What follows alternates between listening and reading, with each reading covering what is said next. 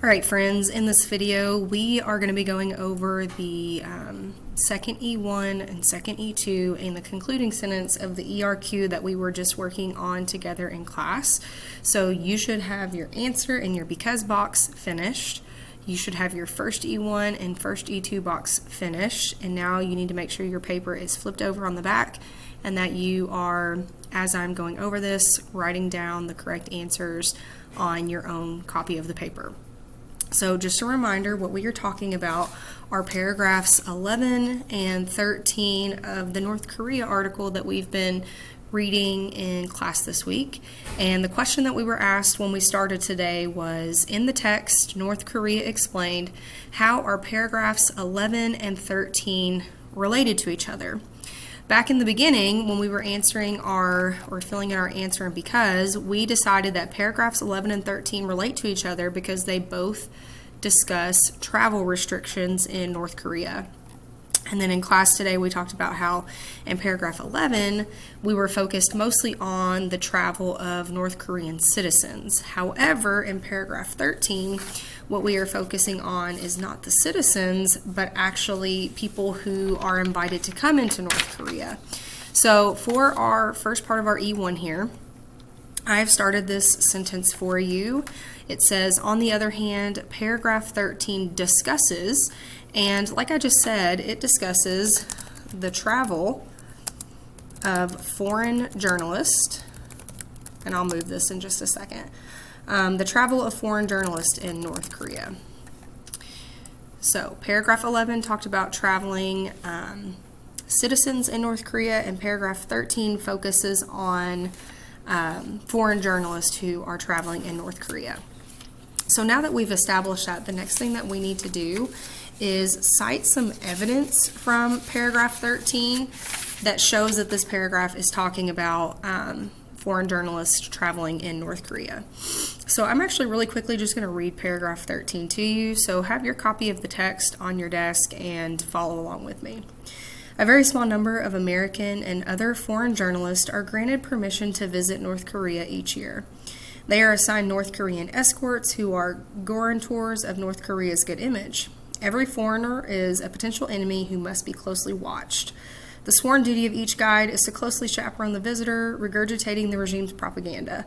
Foreign journalists are strictly forbidden from leaving their hotel at night or anytime they are unaccompanied by their guides. So like we talked about in class, not very many people are even allowed to visit North Korea, but if they are, they basically have a babysitter with them the entire time they're there. So the next step of our E1 is that we need to cite some evidence. I have this sentence starter for you. The text says we need to add some quotation marks because we are going to be citing evidence directly from the text. And since we are talking about paragraph 13, it makes the most sense for our evidence to come from paragraph 13.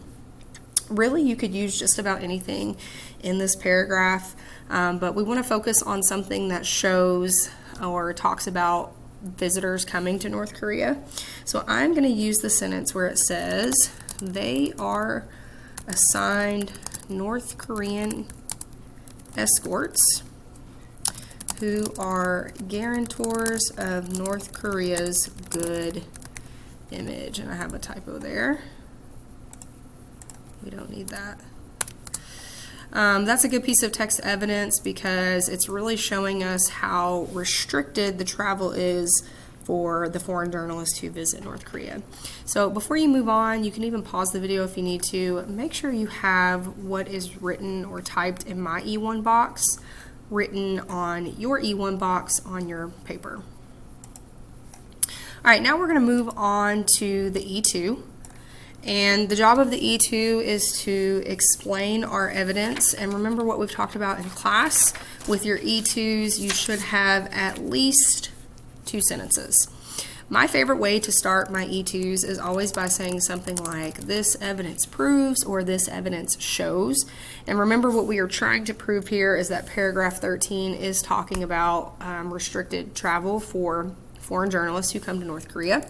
So that's what I'm going to put here. This evidence proves that travel is also strictly limited to those visiting North Korea. So like we've talked about, even if you go to North Korea, your rights or your ability to travel within the country is going to be very strictly prohibited.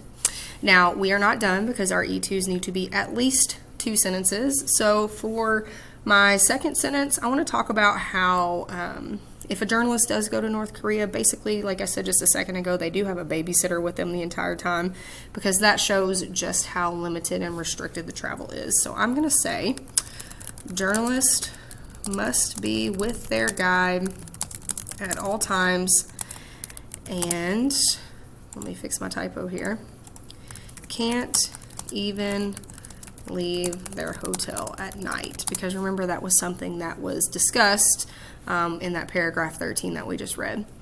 Before you move on to the concluding sentence, make sure you have what I have on my screen copied on your paper. Now we're going to move to our last box, which is our concluding sentence. The job of the concluding sentence is to just wrap up everything that you've said so far.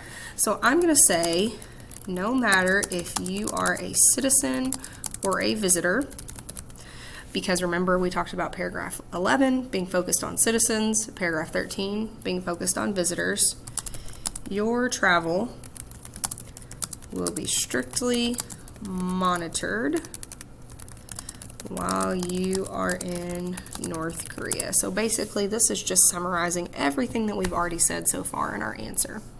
Make sure you have what I typed in red written on your paper, and then you are finished with this assignment.